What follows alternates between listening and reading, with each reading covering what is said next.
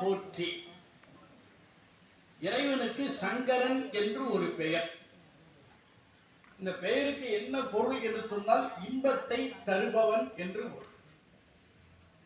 சங்கரன் என்பது இன்பத்தை தருபவன் என்று பொருள்.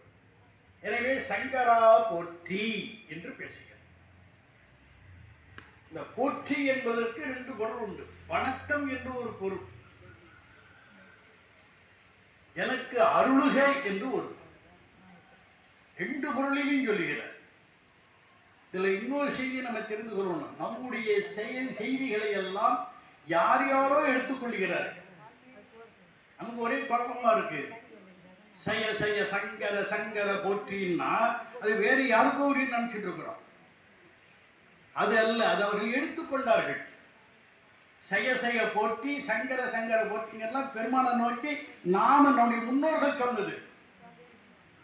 சங்கரன் என்பது சிவபெருமானை மட்டுமே குறிக்கும், வேற யாரையும் குறிக்காது. நம்ம அப்படிலாம் கருதி கொண்டு இருக்கிறோம். பாருங்க, தரிக்கிலேன் காய வாழ்க்கை சங்கரா போற்றி வான விருத்தனே போற்றிங்கிற. வானம் என்பது 5 பூதங்கள்ல மேலே இருப்பது. அதை சொல்லலை. ஞான பானம் என்று ஒன்று இருக்கு. ஞானாகாசம், ஞான ஆகாசம் என்று சொல்லுவார்கள். அதை சொல்றாரு. அந்த ஞான ஆகாசத்துல பெருமான் எப்படி இருக்கிறான்? விருத்தனாக, முதியவனாக. அப்படின்னா என்ன பொருள்? ஞானமயமாக இருக்கிறான் என்று பொருள். ஞான விருத்தனே போற்றி எங்கள் விடலையே போற்றி. இதுல ஒரு குறிப்பு உரையாசிரியர் அருமையாக சொல்லுகிறார்கள். விருத்தம்னா முதியவன் அர்த்தம். விடலைன்னா யாரை குறிக்கும்? உரையாசிரியர் எழுதுகிறார் 15 வயதுக்கு மேல, 15 16 வயதுக்கு மேல, 30 வயதுக்கு உள்ள இந்த பருவத்தில் இருக்கக்கூடிய ஆண்மகனுக்கு விடலை என்று பெயர்.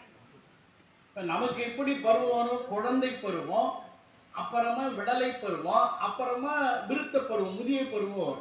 இது நம்முடைய உலகியம். ஆனா பெருமான் சொல்ற விருத்தராக தோன்றி மறுபடியும் விடலையே கீழே அறலாம்.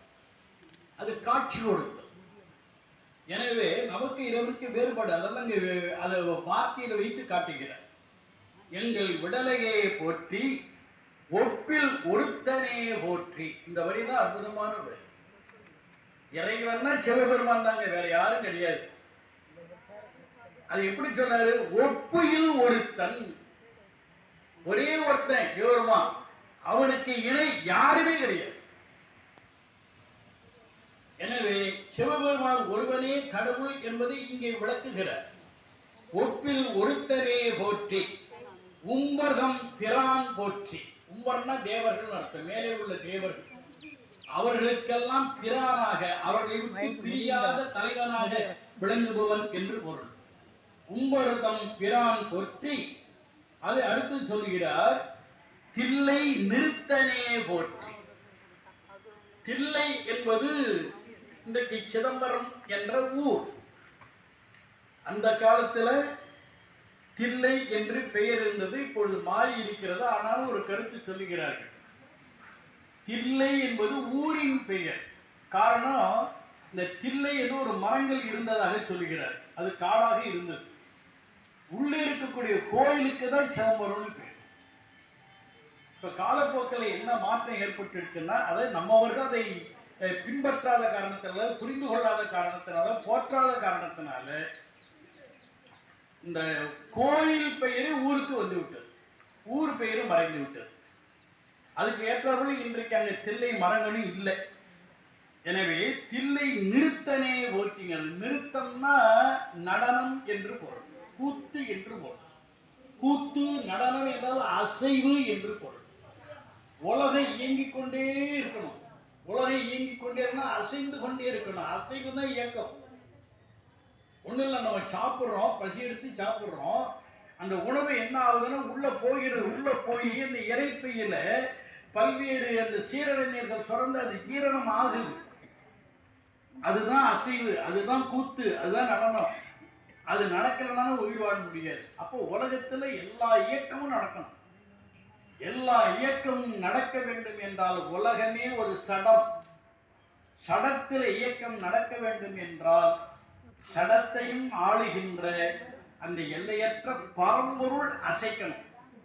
அது அசைந்தால் ஒழிய உலகம் அசையாது, அது இயங்கினால் ஒழிய உலகம் இயங்காது. எனவேதான் உலகம் இயங்குவதற்காக மட்டுமல்ல, உயிரானது 5 தொழிலுக்கு ஆட்பட்டு திருவடி பெற்றை அடைவதற்காகவும் பெருமான் தில்லையில நடனம் ஆடுகிறார். இதெல்லாம் முன்னாலேயே பார்த்திருக்கிறோம். நினைவூட்டலுக்காக சொல்லுகிறேன். ஏன் சார் தில்லையில் ஆடுறான், காஞ்சிபுரத்தில் ஆடக்கூடாது? ஏன் தில்லையில் ஆடுகிறான்? எல்லா கோயில்களிலேயும் நடராச திருமேனி உண்டு. ஆனால் அங்கெல்லாம் அவன் ஆடல, ஐந்தொழிலுக்காக ஆடல. ஐந்தொழிலுக்காக ஆடுகின்ற இடம் தில்லை மட்டும்தான். அதனுடைய பிரதிபலிப்பு தான் இதெல்லாம். தில்லைக்கு என்ன சிறப்புன்னு கேட்டார், உலகத்தினுடைய மையம் தில்லை. நம்ம உடம்புல எது மையம்னா இதயம் தான் மையம். ஆனது இதயத்தில் எப்பொழுது பார்த்தாலும் ஒரு ஓசை, லப்பு டப்புங்கிற ஓசை இருந்து கொண்டே இருக்கும். அதுதான் கூத்து, அதுதான் நடனம், அதுதான் அசைவு. இந்த அசைவு இல்லைன்னா உடம்பு போச்சு. அதுல தில்லை என்பது மையம் என்பதனால அந்த இடத்துல பெருமான் மையத்தில் இருந்து ஆடுகிறார். இது நில பூகோள ரீதியாகவும் அவர்கள் உண்மை என்று கண்டிருக்கிறார். அதனால தில்லை நிறுத்தனே போற்றிங்க. இல்லை, இன்னொரு செய்தியை நாம் தெரிந்து கொள்ளணும். எல்லாம் நுட்பமான செய்திகள். சிவம் என்று சொல்லுகிறோமே, அந்த சிவம் எங்கே இருக்கிறது? உடம்புல சரி, உள்ளபடியே சிவம் எங்கே இருக்கிறது? அதெல்லாம் நடைமுறையில இடத்த கேட்கிறேன். இடம் நாம எங்க இருக்கோம், நம்ம ஊரு சொல்றோம் இல்லையா? கைலாயம்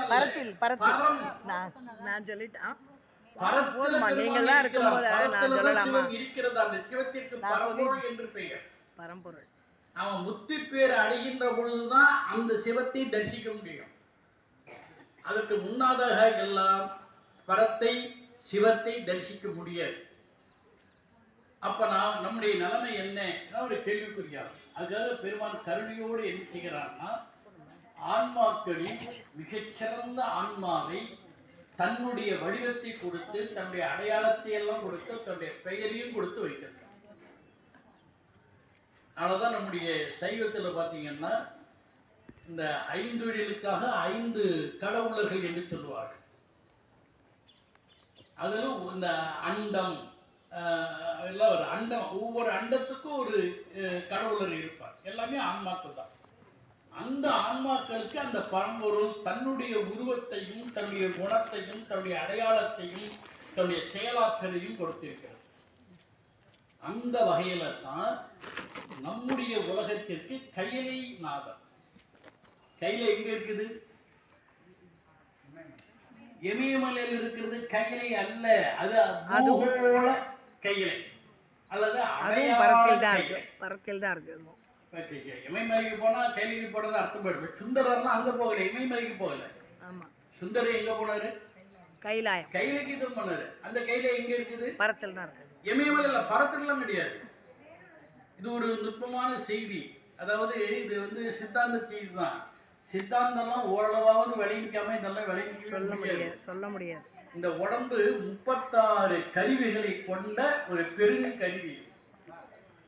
36 கருவி எங்க ஆரம்பிக்க தெரியுமா? தலை உச்சியில தொடங்கும். அதுல ஒரு முதுகெலும்பு ஒரு பாருங்க, முதுகெலும்பு எங்க முடிகிறதோ அங்க 36வது கருவி இருக்கு.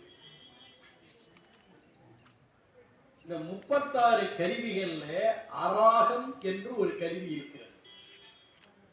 அத தத்துவம்னு சொல்லுவோம். வெளியில இருந்தா தத்துவம், உடம்புக்குள்ளார இருந்தா கருவி. அந்த அராக தத்துவத்தை சார்ந்த ஒன்றுதான் திருக்கைகள். விளங்குதுங்களா? சுந்தரர் எங்க போனாரு? அங்கதான் போனாரு. இந்த இமயமலைக்கு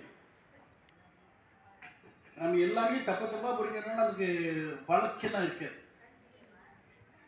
கருத்து என்னன்னு கேட்டா, நாம பரம்பொருளை அடைய வேணும். ஆனா அடைகின்ற பக்குவம் பெறுகின்ற வரையிலும் பெருமானை நம்மளால பார்க்க முடியாது. அப்ப பார்க்காம எப்படி சார் அவன் அடைய முடியும் அப்படின்னா, பெருமான் கருணை கூர்ந்து என்ன செய்திருக்கிறார்னா, தகுதியான ஒரு ஆன்மாவிற்கு தன்னுடைய வடிவத்தை கொடுக்கிறார், தன்னுடைய அடையாளத்தை கொடுக்கிறார், தன்னுடைய பெயரை கொடுக்கிறார். அந்த மாதிரி பெயர் பெற்ற ஒரு ஆன்மா தான் கைலையில் அமர்ந்திருக்கக்கூடிய கைலை நாதன். நம்ம ஒரு முழக்கம் சொல்லுவோமே, கைலை நாதனே போற்றி போற்றிக்கிறோம்ல, அந்த கைலை நாதன் ஒரு ஆன்மா, நினைவில் வைத்துக் கொள்ளுங்க. அந்த மாதிரி ஒரு ஆன்மா தான் தில்லையில் ஆடிக்கொண்டிருக்கிறது.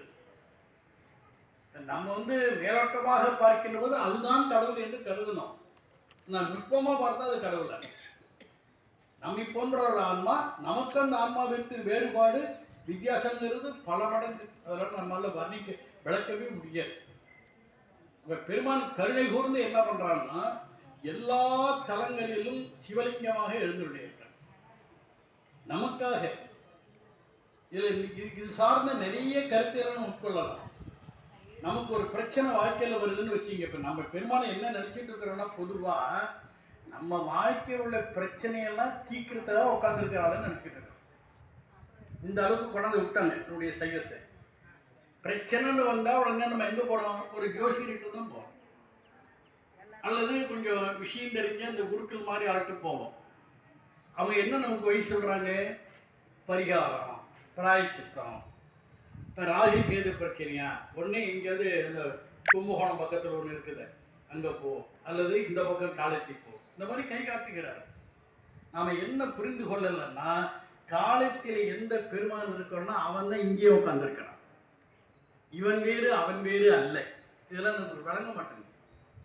நான் திரும்ப திரும்ப சொல்லுவேன், பிராயச்சித்தம் என்பதோ பரிகாரம் என்பதோ நமக்கு கிடையவே கிடையாது. எந்த பிரச்சனையாக இருந்தாலும் அதை தீர்த்து கொள்ள வேண்டும் என்றால்